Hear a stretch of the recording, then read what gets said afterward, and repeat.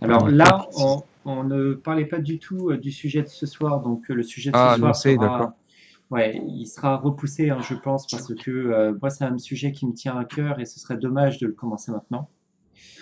D'accord. Ouais, On peut-être parlait surtout mûrement d'alimentation, ensuite.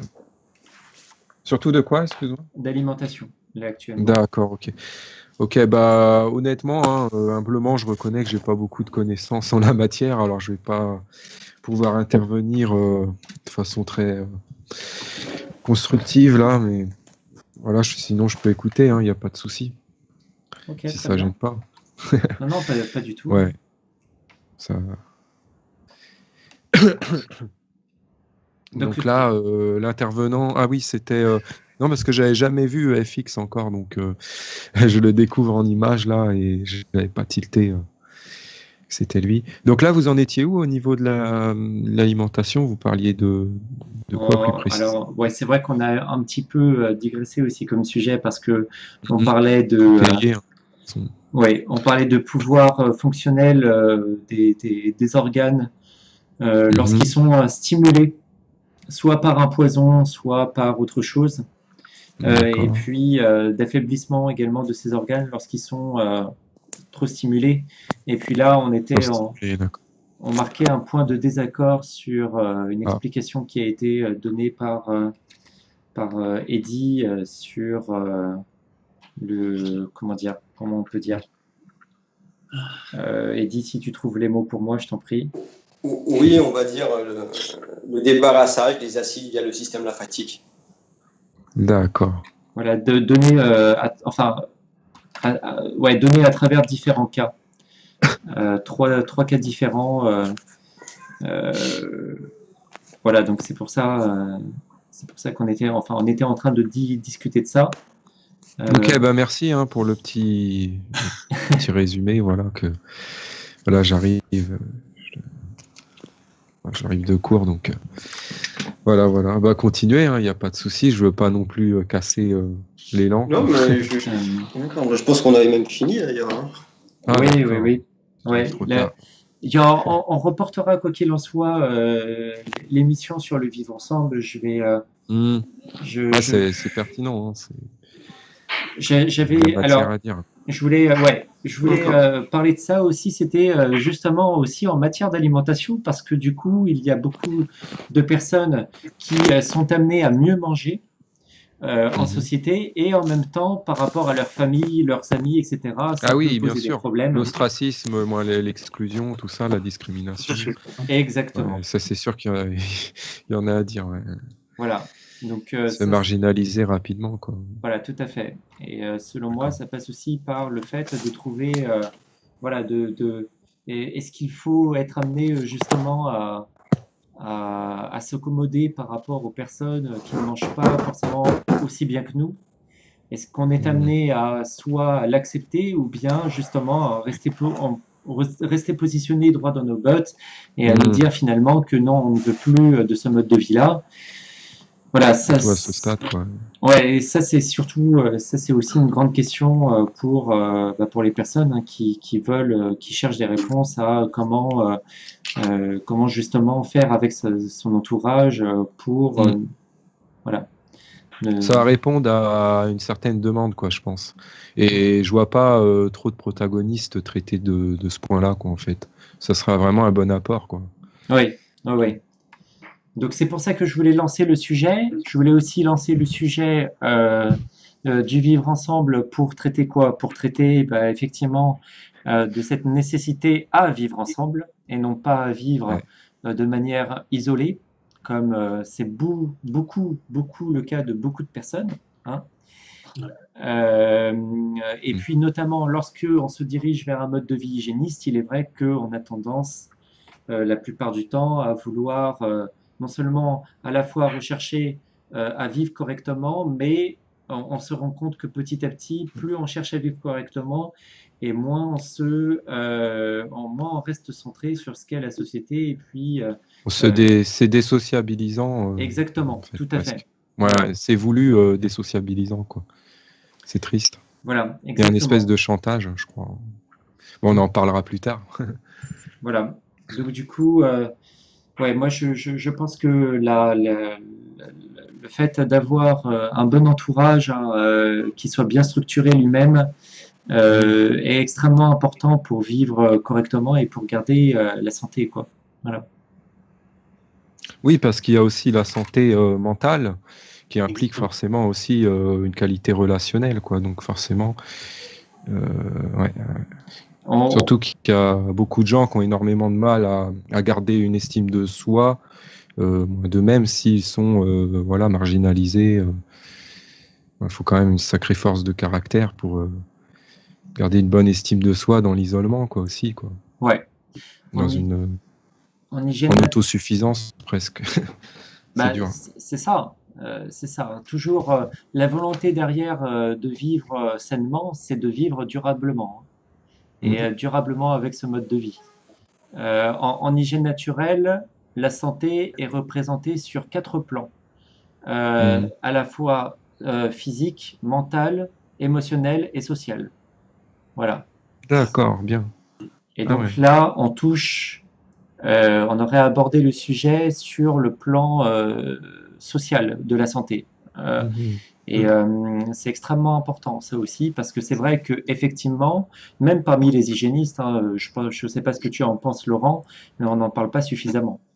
Exactement. Justement, c'est étrange parce que j'ai été en contact avec Jonathan depuis très peu de temps, justement pour ce côté un petit peu social et aussi de la perversion de la manipulation mentale. Je veux dire, on vit un monde où le psychisme et le spirituel est sans arrêt corrompu, donc on ne peut pas allier avec l'alimentation et l'hygiénisme, c'est impossible. Et souvent dans la naturopathie, on isole souvent ces facteurs qui fait que des personnes se retrouvent en détresse hein, et ils ne peuvent pas assumer, ils ne peuvent pas faire ces Mhm. transformations, ou même ils s'isolent tout seuls, ils deviennent des monstres en fait, en quelque sorte. Hein. Oui, bien sûr. Euh, Bien sûr, ça c'est extrêmement important aussi à traiter. Je voulais aussi voir ce point-là parce qu'aujourd'hui, dans notre société, justement, puisqu'on parle de vivre ensemble, beaucoup, si ce n'est pas tous, ignorent ce que signifie la santé. Euh, lorsqu'on parle, lorsqu'on parle de santé, on nous dit, ah ben non, moi je ne suis pas malade. D'accord, ok. Beaucoup de malades qui s'ignorent, quoi. Bon, ça c'est vrai aussi.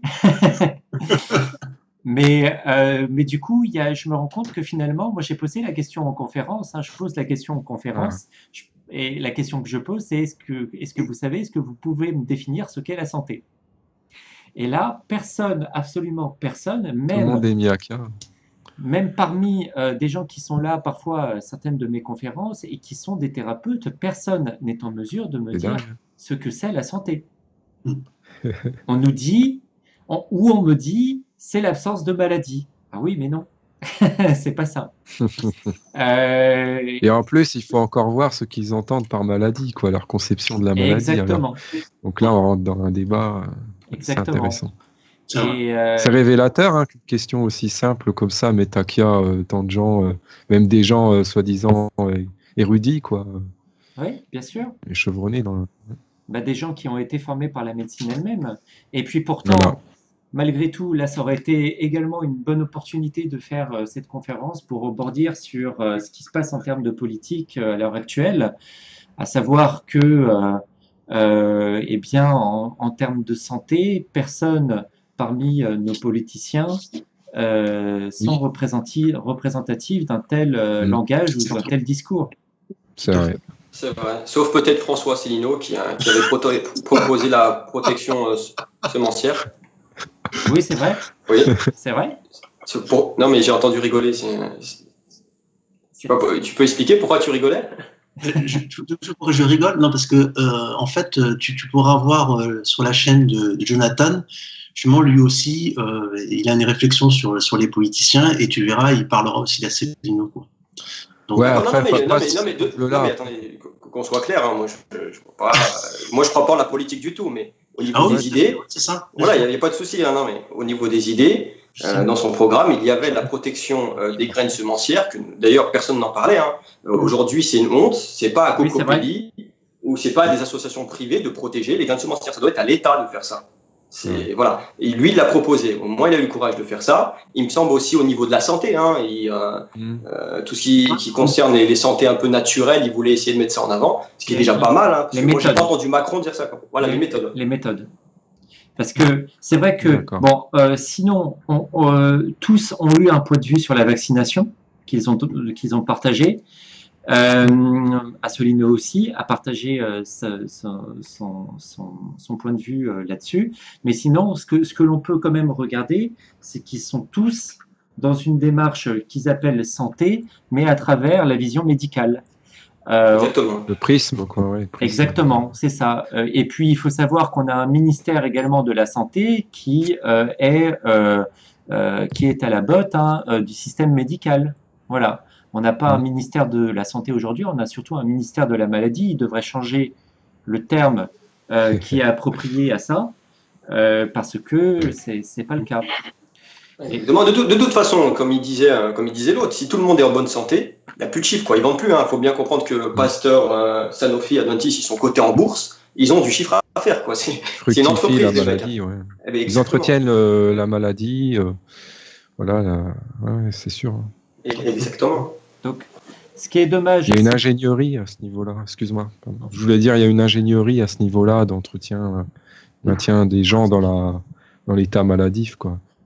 Ouais. C'est les mêmes qui consistent même à les conditionner à s'infatuer d'être malade presque. Non, c'est triste.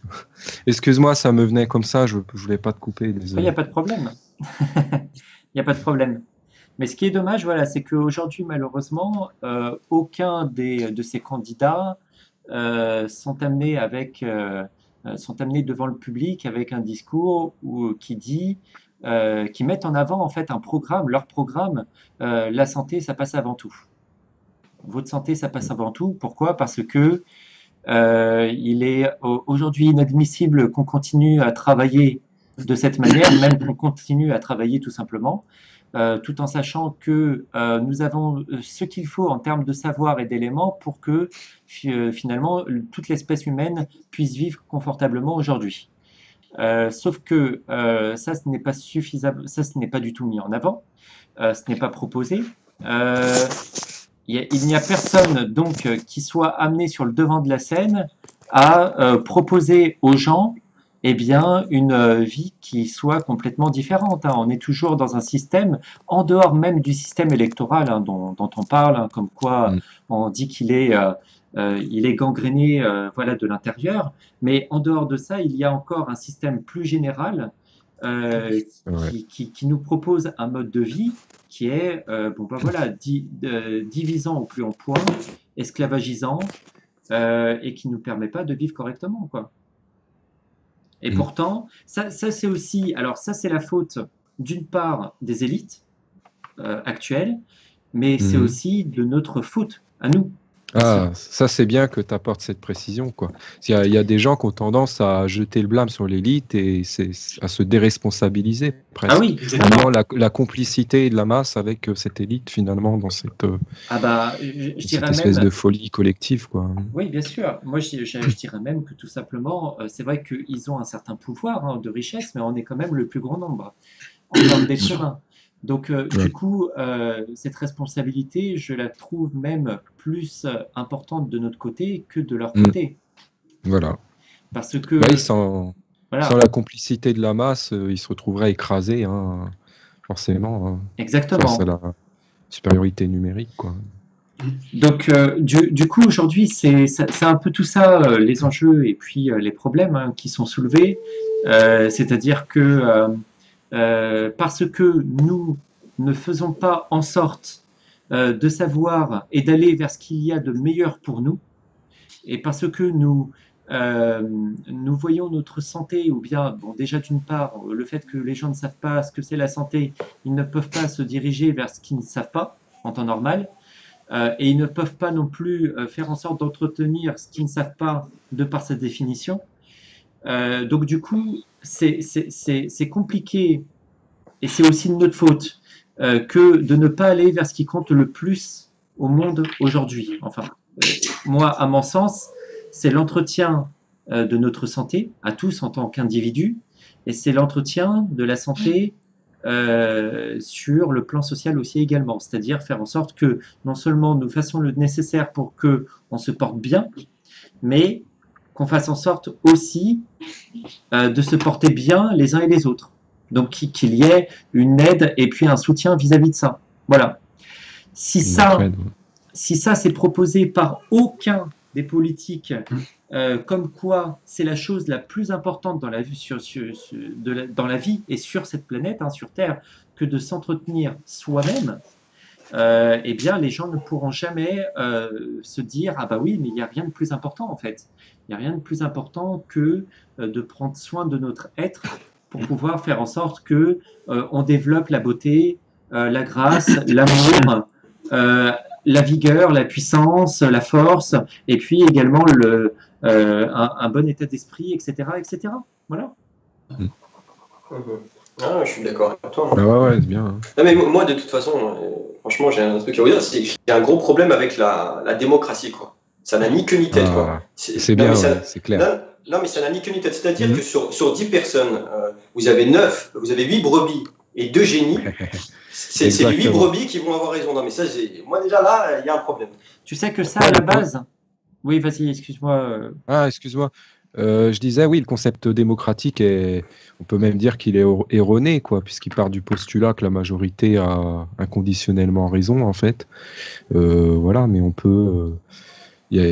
ça dépend du contexte, en fait, quoi. Quand on a une majorité à la ramasse, c'est sûr que le concept démocratique, il n'est pas convenant, quoi.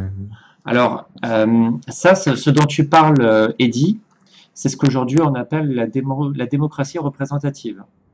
Lorsqu'on était à Athènes, donc dans l'Antiquité, ils avaient une démocratie réelle où en fait c'était l'unanimité qui devait être représentée.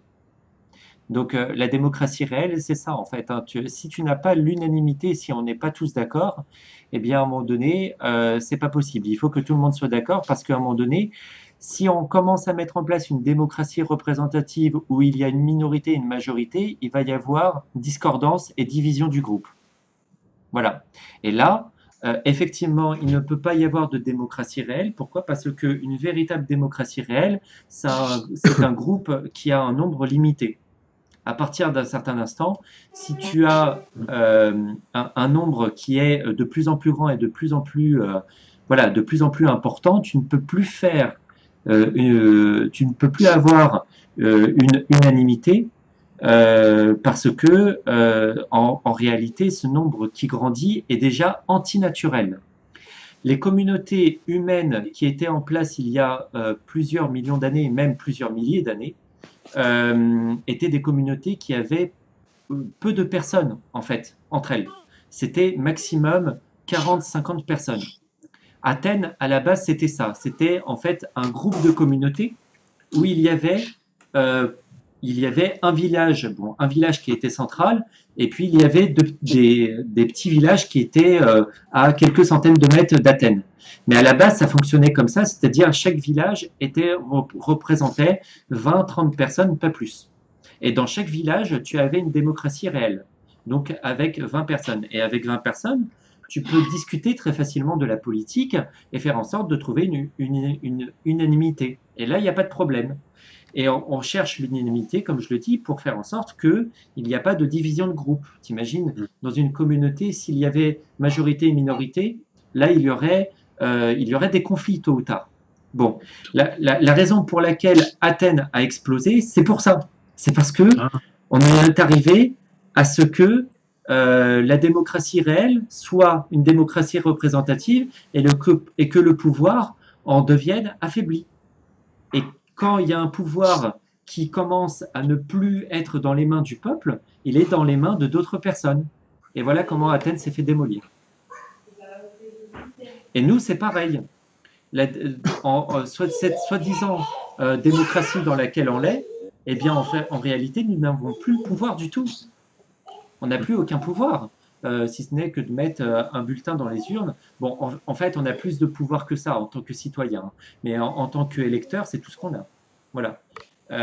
En tant que citoyen, on peut aller on peut aller frapper à la porte de notre voisin, donner ce qu'on a en termes de surplus alimentaire, faire de l'éducation populaire sur de la philosophie, sur la santé, sur tout ce que l'on souhaite.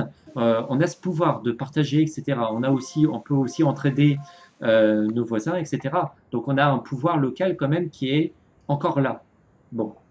Mais en tant qu'électeur et en tant que citoyen, on va dire, représentatif de la nation, on n'a que dalle, quoi. Hein. Électoralement, en fait, on nous concède le pouvoir, le droit de participer à la dictature, si je puis dire, en revotant pour la dictature à chaque fois, au moins pour le système déjà en place, quoi, non? Je sais pas. C'est exactement ça. C'est ça, c'est ça. C'est exactement Moi, je parle ça. de dictature participative, en fait, quoi. Oui, peut-être. Non, je sais pas Mais- si mais- c'est mais- convenant. mais- c'est ça aujourd'hui. Exactement, mais bien Ouais. sûr, mais tout ça, ça passe aussi par une désinformation des médias, Ouais. d'une désinformation sur la santé de l'être humain, etc., etc. C'est sûr. Déjà, juste l'eau du robinet, c'est une catastrophe. Oui. Elle contient du fluor et du chlore. Hein. Hitler, il s'en servait dans les camps de concentration pour asservir la population. Déjà, juste ça, c'est un meurtre de masse. Ouais. Quand vous étudiez, Laurent m'en même parlait. les animaux, j'ai un documentaire que je vous conseille, hein, c'est La mémoire de l'eau, qui est super connu, vous pouvez le trouver sur YouTube. Mhm. Les animaux, quels qu'ils soient, quand on leur met de l'eau du robinet et de l'eau de la pluie, ou même de l'eau en bouteille, hein, qui est de l'eau morte, hein, et de l'eau de la pluie, ils se dirigent tous vers l'eau de la pluie, parce qu'elle est vivante. Voilà. Elle est vivante. Et on sait très bien, il y a plein d'études qui prouvent que l'eau du robinet, ça encrasse la glande pinéale, etc. etc. C'est super mauvais et néfaste pour la santé. Donc voilà. Ouais, on a un système qui est attentatoire à la santé publique, quoi, en fait, avec une ingénierie en la matière, quoi, ouais, avec une inversion, quoi, à ce niveau-là, on nous fait croire que c'est le système rêvé pour garantir la meilleure santé qui soit. Oui, C'est dingue. Hein. oui. Et on voit à quel point finalement, eh bien, la société devient de plus en plus malade. Il y a aussi autre chose qui est problématique, c'est que les maladies deviennent le comportement normal. Une personne qui peut être malade peut être considérée comme faisant partie de la société comme étant normale. Mhm. Et puis, les élites font aussi tout le nécessaire pour faire en sorte que des groupuscules en fait, hein, de personnes, je pense par exemple aux handicapés. Les handicapés, il y a quoi? Il y a même pas un siècle. Les PMR, Fares. Les quoi? Personnes à mobilité réduite. Oui. Les PMR. Ah oui, il y a des euphémismes maintenant. Oui, mais voilà, par exemple, le fait de trouver un nom comme ça aussi, c'est significatif. Mais on fait en sorte de leur accorder une place de plus en plus importante. Et vous allez voir, hein, dans 10-15 ans, il sera formellement interdit et même puni par la loi pour dire que les handicapés sont des personnes qui sont malades. Je peux en témoigner, hein, moi j'exerce une fonction d'AVS depuis pas longtemps et on nous interdit d'employer certains mots, quoi. Ouais. On n'a pas le droit d'employer le mot trouble, le mot tard ou le mot handicap, quoi. Oui, bien sûr. On l'interdit. C'est terrible. Ça s'inscrit là-dedans, donc c'est vrai que concrètement on voit, c'est tout à fait ça, quoi. Voilà. Une normalisation aussi à ce niveau-là, quoi. Ouais. Accepter les choses telles qu'elles sont. Exactement. Comme étant du fatalisme. Comme étant la normalité. Ouais. Voilà. Faire passer le pathologique pour étant finalement quelque chose qui doit être convenu par tous. Voilà. Tout ce qui est de l'ordre en fait de l'anomalie et qui va notamment à contre-nature, ils le font passer pour quelque chose qui est de l'ordre des choses, qui s'inscrit presque dans un plan divin, qui ne pourrait pas être évité, quoi. Donc ouais, dans le fond, il a raison, il y a vraiment un fatalisme. C'est vrai, c'est terrible, quoi. Ah oui. Il naturalise en fait presque ça, comme si c'était de l'ordre de la nature, avec un mythe d'inévitabilité en fait, presque. C'est dingue. Oui. C'est ça. Ouais. Bon, alors bien entendu, ils le font. C'est inéluctable, monsieur Anderson. Oui, c'est ça, ouais. Comme dans Matrix. C'est le mot. Ouais. Ouais, c'est dingue. Ils le font parce que, bien entendu, derrière ça, le système a des intérêts, notamment des intérêts Bien financiers, etc. Bon. Voir ce qui sous-tend à tout ça, quoi. Mais bon, voilà, ça aussi, ça pose problème hein, sur le plan social. C'est vrai que là, on vient de parler d'une multitude de sujets qui auraient pu être une conférence ce soir extraordinaire.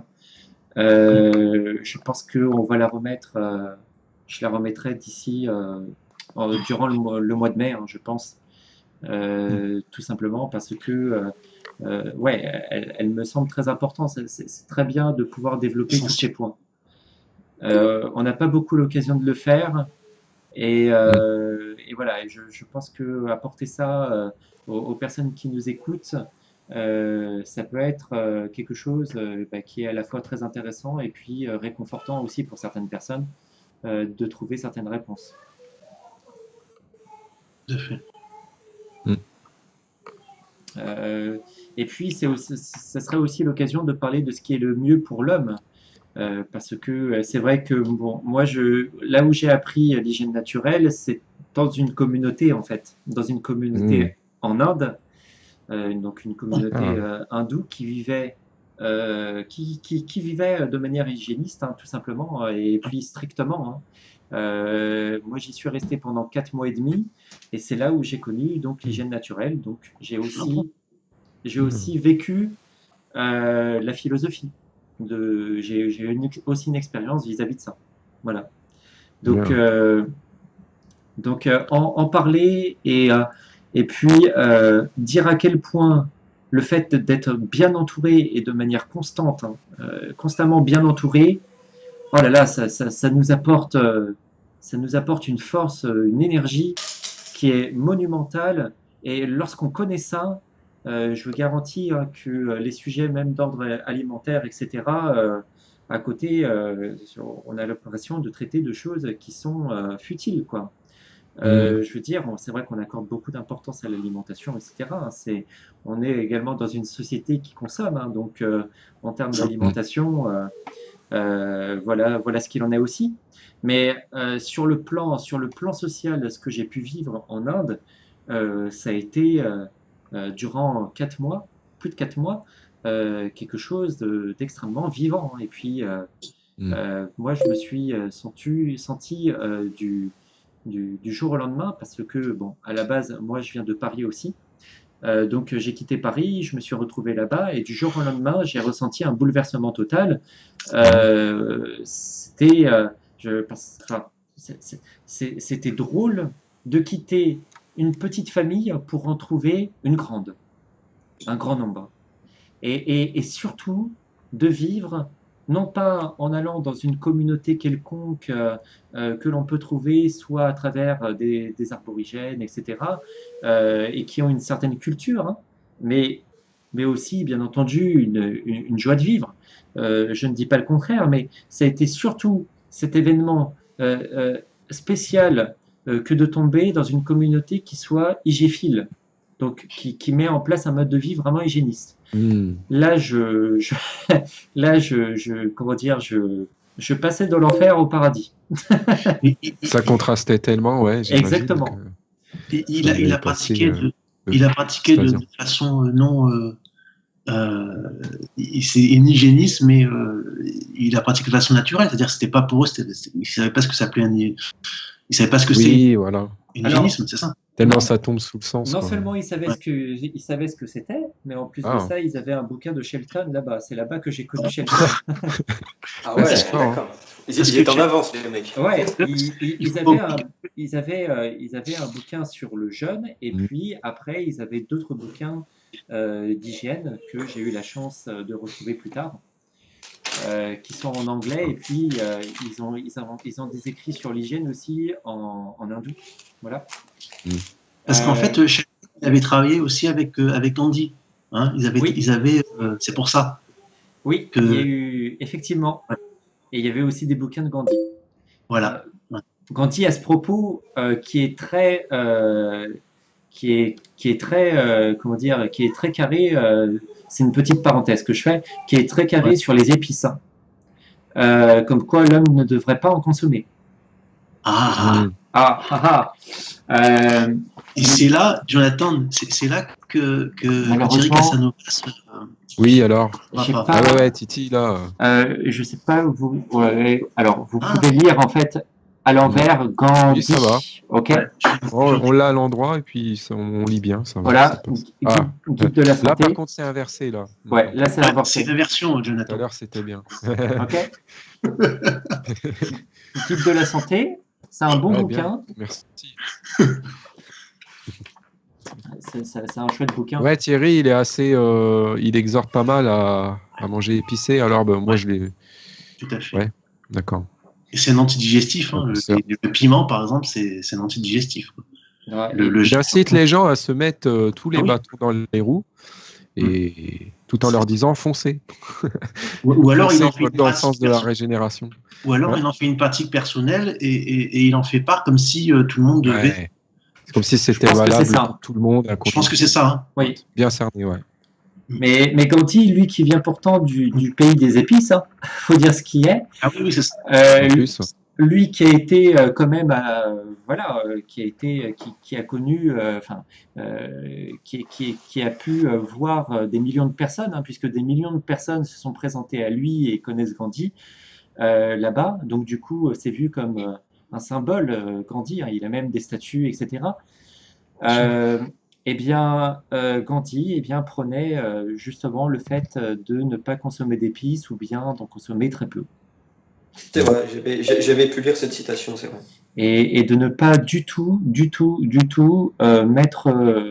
voir les épices comme des aliments, au même titre que ce qui est donné à l'homme, ce qui est adapté à l'homme de manière biologique, quoi.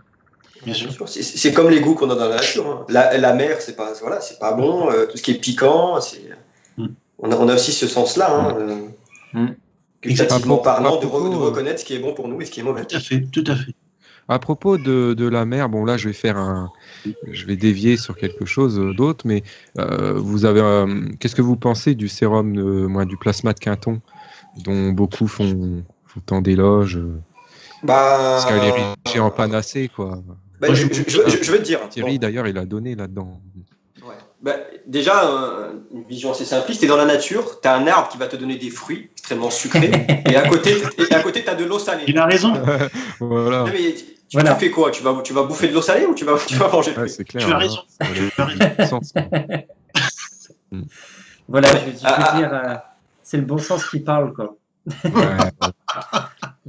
Non, bah, après, il y a un moment donné, tu vois, il y a eu un questionnaire, on a posé une question à Albert Mosseri sur le sérum de Quinton. Il a dit quoi? Il a dit le sang n'est pas une saumure. Moi, ça m'avait fait bien marrer le truc. C'est bien, ouais. Bah oui, tout à fait. Oui. Ah oui. Non, mais c'est vrai que ce phénomène-là, autour du plasma de Quinton, pareil, ils se reposent là-dessus, ça y est, ils boivent du Quinton, c'est des dieux bientôt. Non, mais par contre, pour être objectif sur le sujet, en fait, on se sert du plasma. Parce que j'ai entendu des gens avec des injections qui avaient pu soulager des douleurs. On sert de certaines vérités, ouais. Voilà. D'ailleurs, c'est ce qui se passe aux urgences aux États-Unis. Directement, on leur met une solution salée pour soulager des brûlures. Pourquoi? Parce que, même à la place du sang, à la place de la transfusion sanguine. Et ça fonctionne, paraît-il. Mais ça, c'est bien. Voilà. Je termine mon raisonnement. Après, vous me direz. En fait, dans l'eau salée, donc, on s'en sert. Pourquoi? Parce qu'il y a des minéraux. Le sel, c'est un minéral qui est alcalin. On s'en sert pour tamponner les acides. Par contre, on ne l'assimile pas parce qu'on n'est pas des êtres dits autotrophes, on est hétérotrophes. Il n'y a que les plantes qui peuvent transformer le minéral. Et voilà, on s'en sert pour ça, pour soulager un petit peu les acides, etc., en transfusion, etc. Mais on a d'autres moyens d'alcaliniser le terrain. Et c'est pour ça que moi, je ne suis pas trop fan du sérum et de l'eau de Quinton.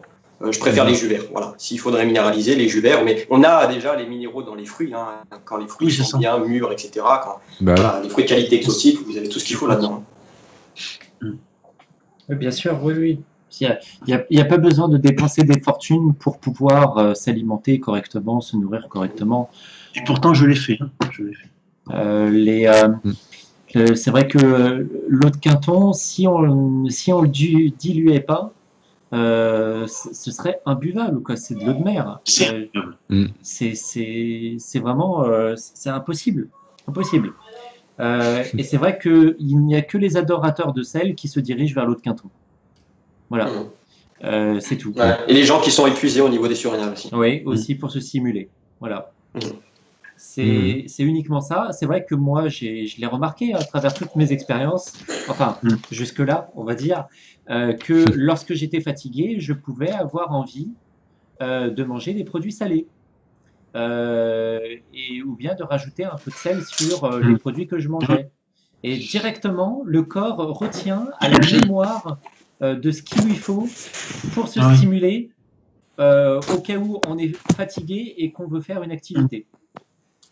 Et si on consomme du céleri à la place, si on fait dans une salade, on mélange avec des olives vertes, des olives noires dessalées, du céleri, ça peut compenser le niveau sodium, je pense, non? Oh bah oui. Bon, après, tu as aussi du sodium et de l'iode dans les fruits, dans d'autres légumes. Il y en a. Il en faut pas beaucoup. En fait, il en fait pas beaucoup, c'est ça. Voilà. Il en faut pas beaucoup, et puis bon, bah, tout va bien, quoi. Et c'est vrai que les gens ont peur de manquer de sodium, d'iode. Moi, j'ai pas l'habitude de manger du sel ou même de manger du céleri. Hein. J'en ai pas l'habitude non plus. Ah oui, aussi. Ouais, c'est ça. Donc, en fait, tu confirmes que ça serait une forme de stimulation, consommer de l'eau de camp. Une forme de Une forme de stimulation. Oui, bien sûr. Ah, c'est ça. Voilà. Bien sûr. Okay. D'ailleurs, il faut que j'écrive un article dessus. Ouais. Et ça serait bien. Il faut qu'on ait une discussion vraiment ouverte un jour, une émission qui dure 2 heures et qui parle justement de l'usage du sel. Voilà. Où on parlera encore d'autres quintons. C'est un sujet à part. Parce que c'est vrai qu'il y a beaucoup de personnes encore là qui se plantent, hein, selon moi. Oui. Donc,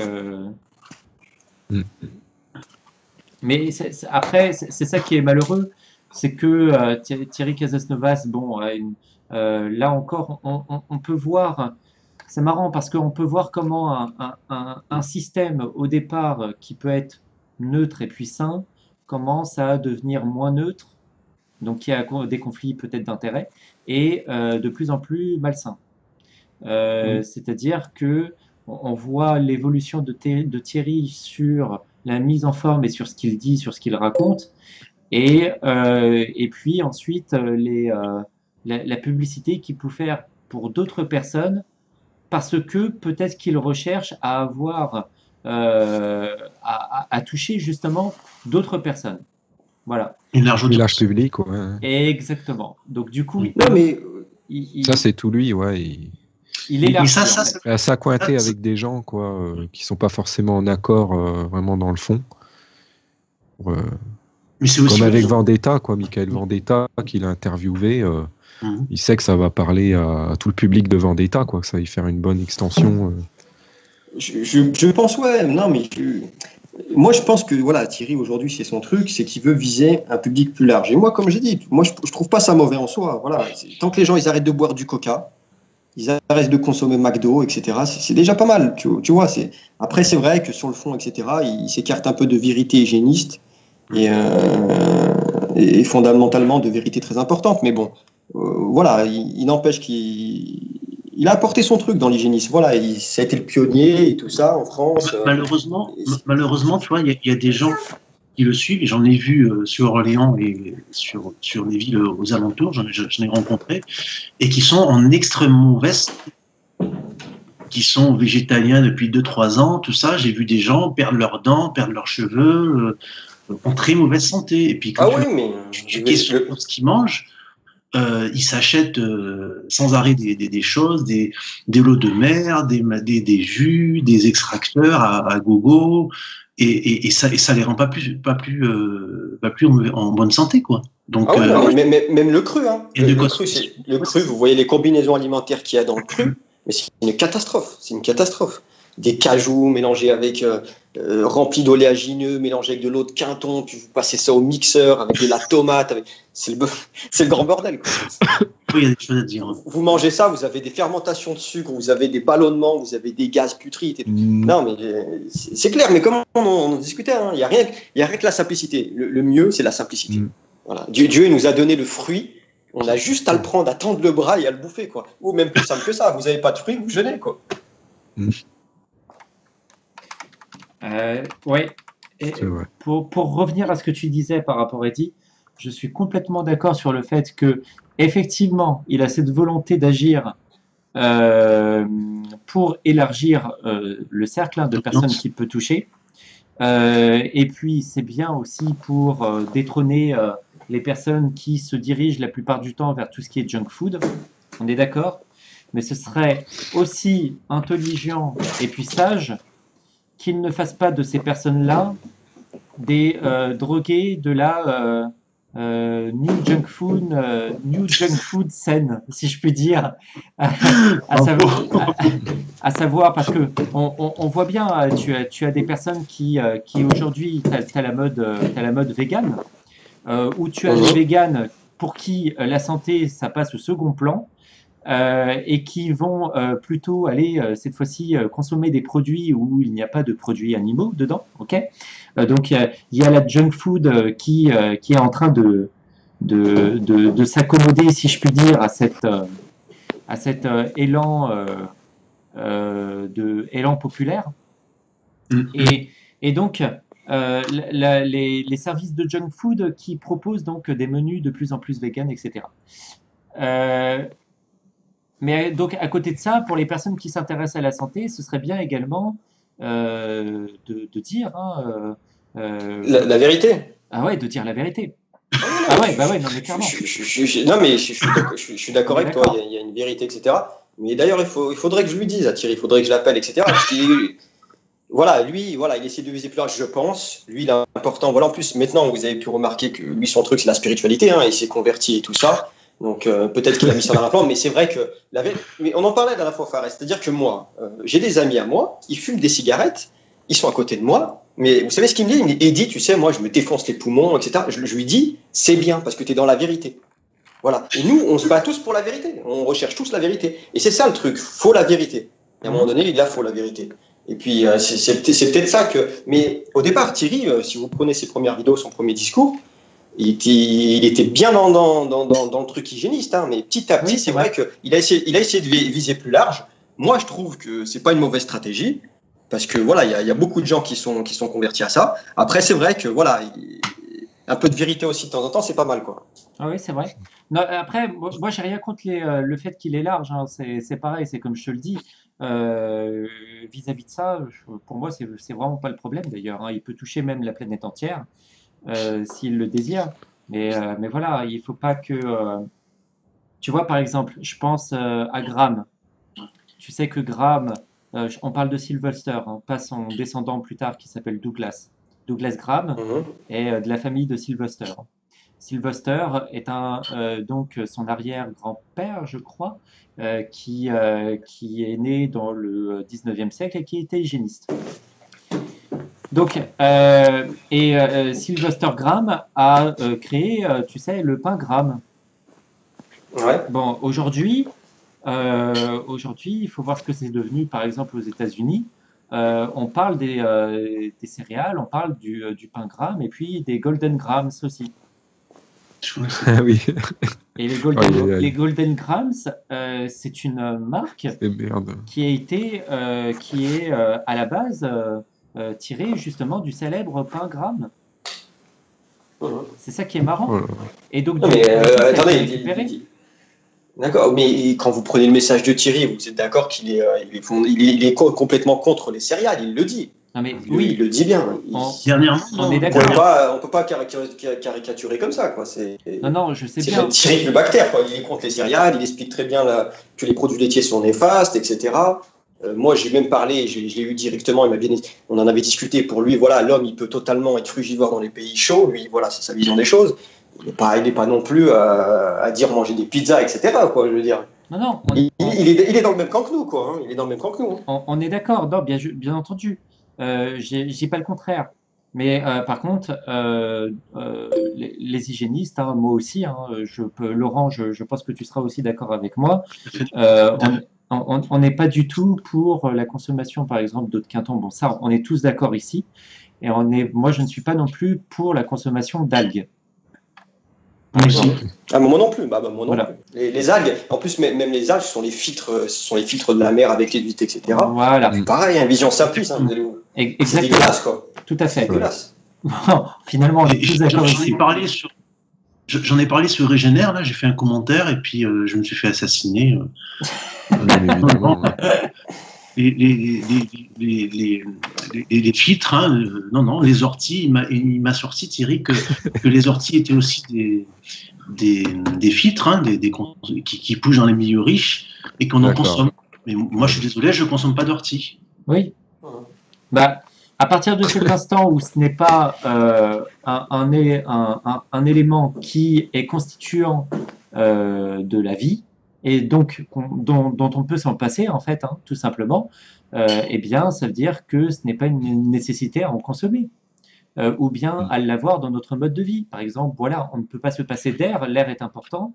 On ne peut pas se passer de certains produits pour consommer, sinon on tombe en carence. Et puis, on ne construit même pas le Ah oui. corps. Hein. On m'a argumenté, en fait, que j'étais un hygiéniste, donc j'étais dépassé, d'accord ? Et que, en fait, si Shelton vivait encore aujourd'hui, il aurait accepté la consommation d'orties et d'algues pour s'adapter au monde moderne. Voilà ce qu'on m'a sorti. D'accord.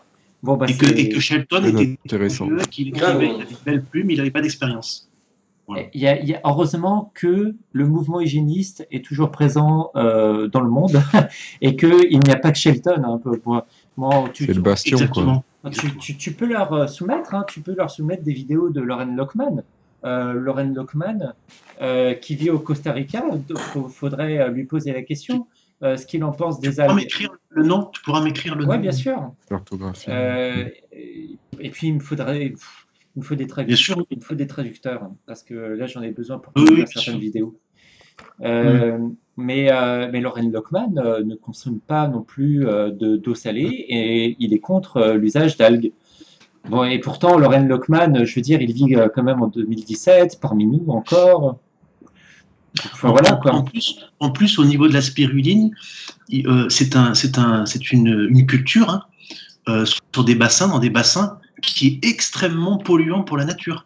Parce que régulièrement, il faut les vider, il faut les nettoyer, il faut les concentrer, il faut les transformer. C'est une catastrophe, quoi. Écologique. Alors, on pourrait planter des arbres fruitiers à la place. Et ça coûterait beaucoup moins cher. Ah bah bien sûr. Je veux dire. Là, tu soumets une bonne question, les arbres fruitiers, tu vois. Je bifurque un peu. Hein. Je savais que ça se fait. Non, mais c'est important ce que je veux dire. Comment ça se fait que c'est Clément Gros, avec son truc de fruits invasion et Régénère, qui s'occupe de ça? C'est une honte à l'État français. Normalement, ça doit être à la nation de s'occuper de fruits invasion. Ça, c'est une honte totale. Tout à fait. Ah oui, ça c'est sûr. Qu'est-ce que c'est que ce truc? Non, mais qu'est-ce que c'est que c'est? Faut m'expliquer ça. C'est pas à Clément Gros et à Thierry Casasnova de faire une invasion. Tout à fait. Ça, je suis complètement d'accord.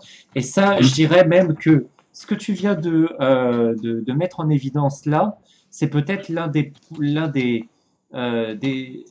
l'une des choses les plus importantes qui soit même en termes de politique aujourd'hui et qui font qui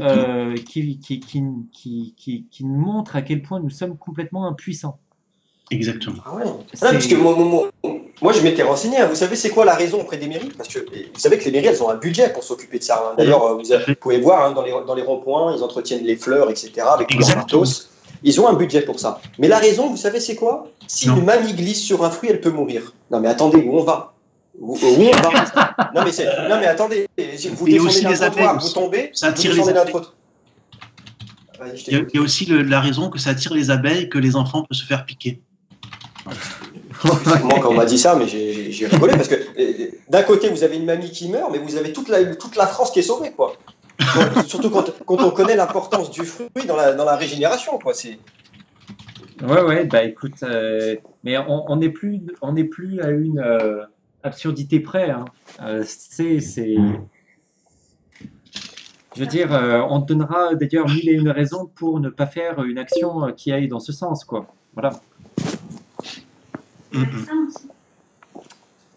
Par contre, je vais devoir vous laisser. Je vous remercie en tout cas. Okay, merci. C'était vraiment très intéressant. Et puis voilà, je vous souhaite une bonne soirée à tous. Très bien. Merci à toi aussi. Bonne soirée. Merci. Salut. Merci, salut Jonathan. Voilà. Fares, dis-moi, je voulais te demander quelque chose par rapport à Albert Mosseri. Ouais. Parce que j'ai vu que tu étais peut-être même en relation avec son fils, hein, c'est ça? Ouais. D'accord. Quel était le régime d'Albert Mosseri à la fin de sa vie? Il était végétarien. Ah d'accord, donc il est végétarien, donc il mangeait un peu de céréales, etc. Fromage râpé. Fromage râpé, d'accord. Parce que je sais qu'aussi, il aimait bien aussi les yaourts au soja. Ouais. Mais dilué, il était. C'est yaourt au soja dilué. Dilué et comment dire, il les préférait parce que c'était une question d'acidité. Il les recommandait pour les personnes qui avaient du mal à se passer des produits laitiers. Et donc, voilà, c'est ce qu'il leur recommandait. Il leur recommandait le moins pire, mais pas forcément. Il disait que c'était acceptable, Voilà. comme. Voilà. D'accord. À condition de ne pas non plus en manger tout le temps. Hein. C'est parce que ça reste une légumineuse et que voilà, ça reste dangereux, quoi. Ok. D'ailleurs, les légumineuses, moi, je sais pas ce que tu en penses, Laurent. Mais à chaque fois que je fais l'expérience, ça me détruit. C'est destructeur. C'est protéinique, quoi. C'est très. Carrément, il y a des inhibiteurs d'enzymes à l'intérieur. Ça ne se digère même pas.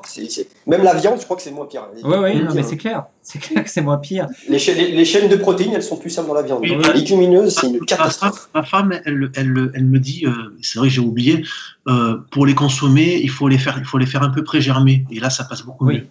Voilà. C'est pour ça que. Mais bizarrement, voilà. Là, c'est bien ce que tu viens, parce que je viens de lire. Parce qu'elle se transforme un peu en sucre. Hein, elle se transforme. Parce que Mosseri, il y avait un question-réponse comme ça. On lui a posé la question. Vous en pensez quoi des graines germées, etc. Il a dit non, il y a des inhibiteurs d'enzymes même là-dedans. Oui, mais on les fait pré-germer et après il y a une petite cuisson et ça enlève tous les inhibiteurs. Voilà, il parlait de la cuisson, c'est ça. Voilà, c'est ça. Voilà, le pain essénien, ça aussi.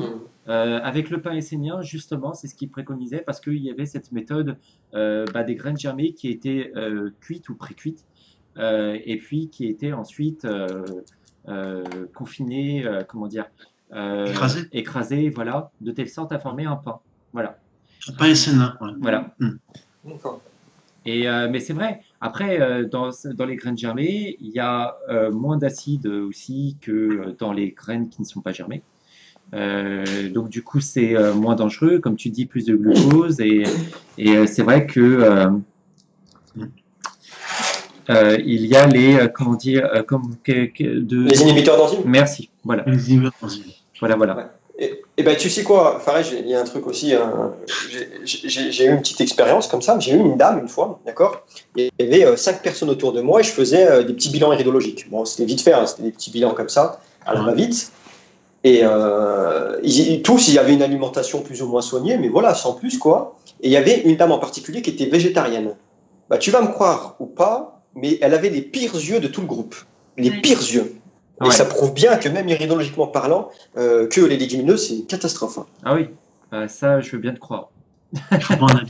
C'est clair. Moi, je me rappelle une fois, j'en ai consommé il y a quoi? J'en avais consommé beaucoup, hein. Même à cette époque-là, j'étais revenu d'Inde, hein. C'était ça remonte à 4 ans. J'en avais consommé beaucoup. Pourquoi? Parce que j'étais finalement dans un lieu où je n'avais pas suffisamment accès à des fruits. Et même en termes de verdure, j'en avais quasiment pas non plus accès. Donc du coup, déjà pour les noix, moi lorsque j'en mange un peu, j'ai besoin de manger une bonne quantité de mâche à côté. Alors, pour les légumineuses, on peut multiplier par 2, par 3 cette consommation pour la même quantité de légumineuses que de noix diverses. Hein. Les légumineuses, c'est tellement pire que tout. Et donc, j'avais fait cette expérience de manger sur 2 semaines, régulièrement, tous les jours même, un pot de légumineuses. Ça pouvait être haricots blancs, haricots rouges, pois chiches, lentilles. Voilà, j'ai testé ça. Et bien, je me suis retrouvé à ne plus pouvoir un jour me lever du lit. j'avais un de ces mal de dos dans le bas du dos et une acidité tellement horrible que je ne pouvais plus non seulement me déplacer correctement, mais je n'arrivais plus à dormir non plus correctement. Le noyau azoté, il t'a fumé les reins. Oui, c'est ça. Le taux d'acide urique, il était au max, hein, ça a formé des cristaux. Et quand ces cristaux ils passent dans les reins, ça te les défonce, ça te les brûle. C'est un truc de dingue. Et puis chose aussi très facile à expérimenter. C'est la douleur de bas du dos, c'est ça? Ouais. La douleur de bas du dos, d'accord. Et puis les reins enflammés, comme il dit, Eddy, il a complètement raison. Et puis une douleur aussi au niveau du canal urinaire, en fait. Parce qu'il y a une telle acidité que le canal urinaire est complètement enflammé et puis on a l'impression d'uriner des rasoirs, des lames de rasoir. Exactement. C'est exactement ça, la vessie enflammée au niveau de l'urtère et tout. Et ben, moi, tu sais, ma fameuse expérience quand j'ai fait ma monodiète de pastèque là, de 15 jours, c'était pareil, c'est de la découverte. Moi, tu sais, je m'amuse des fois. J'ai mangé un morceau de viande, bio, élevé en pâturage, tout ce que tu veux. Voilà, le truc, c'était le top du top. Petite bête, etc. J'ai mangé ça. Écoutez-moi bien, les gars. J'ai cru que j'allais mourir. Après la monodiète de pastèque. J'ai coupé. Non, mais je suis un fou. J'ai coupé la monodiète de pastèque avec de la viande. Ah oui. Surtout qu'il faut la manger seule, la pastèque. Ouais. Non, mais c'est-à-dire que j'ai fait ma monodiète de 15 jours de pastèque. D'accord, j'ai attendu un petit peu. C'était quoi? C'était le lendemain. C'était le lendemain. J'ai arrêté le soir, le lendemain. Et j'ai mangé un morceau de viande. Donc il y avait eu la digestion de la pastèque, sachant qu'une pastèque ça se digère extrêmement vite, en 15-30 minutes peut-être selon les personnes. Vous m'entendez? Ah oui, bien sûr. Voilà, j'ai mangé le morceau de viande, je suis resté à 4 pattes dans le salon pendant toute une nuit. J'ai cru que j'allais mourir, j'avais les reins enflammés, j'ai dit à ma femme, je crois que je vais mourir aujourd'hui. Un truc de dingue. Et là j'ai compris que les protéines, les noyaux azotés, c'était extrêmement dangereux pour l'être humain. Donc c'est pour ça que les bodybuilders là, qui font les beaux là, avec leur poudre en protéines et à chercher la protéine en excès à chaque fois, mais ils sont en train de ramasser, ils ne comprennent pas. Le jour où ça va tomber, ça va tomber.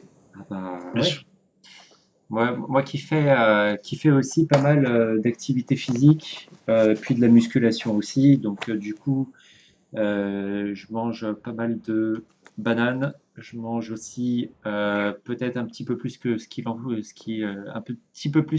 faudrait des noix de cajou.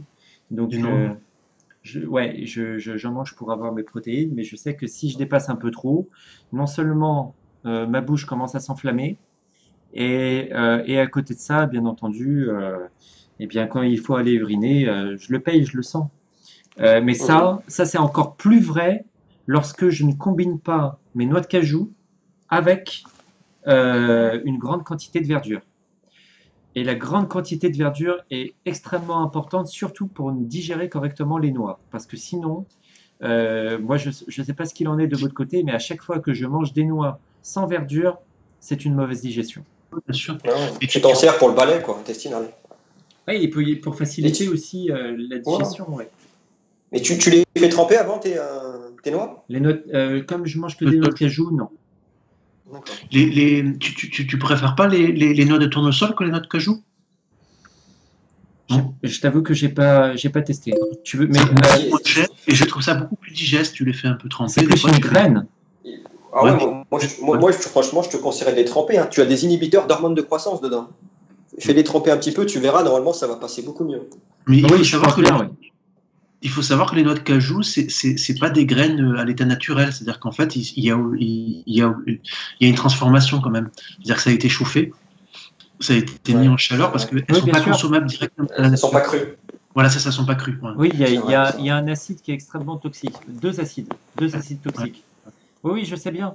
Et puis même, ce n'est pas une noix à la base, c'est une partie du fruit. Ce serait intéressant de savoir quelle est la noix originale pour l'être humain, quel type de noix idéal. Aucune. Moi, je sais, ouais, il a raison, Fares, aucune, mais l'amande, c'est beaucoup moins nocif. D'après les consommateurs, etc., l'amande, quand elle est trempée, etc., elle est beaucoup moins nocive que les autres. Oui, trempée. Trempée, c'est top. C'est top. Trempé, c'est presque du sucre quand tu laisses tremper pendant 2 jours. Ouais, c'est très très bon. Ouais. Ok. Bon, écoutez, bah, moi, je vais vous laisser aussi. Ok. Pareil, idem. Il est temps d'aller dormir. Ouais, tout à fait. Il se fait tard. Ouais. Bah, écoutez, je vous remercie hein, pour cette Si, conférence. hein. C'était super. C'était chouette. Les prochaines conférences, les points que j'aimerais aborder, la prochaine, ça serait sur le jeûne. Très bien. Justement. Et puis celle d'après, ça serait sur l'enfant. Donc, il y aura ma femme qui se joindra à vous alors. Donc l'enfant, tout ce qui est accouchement.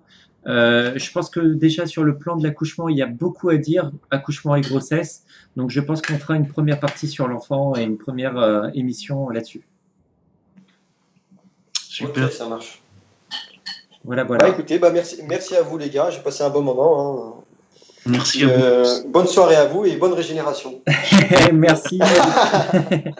Bonne nuit. Et puis, allez, ciao. Au plaisir de vous retrouver la semaine prochaine. Ouais, on se verra là. Ok, merci. Allez. Salut. Salut. Ciao.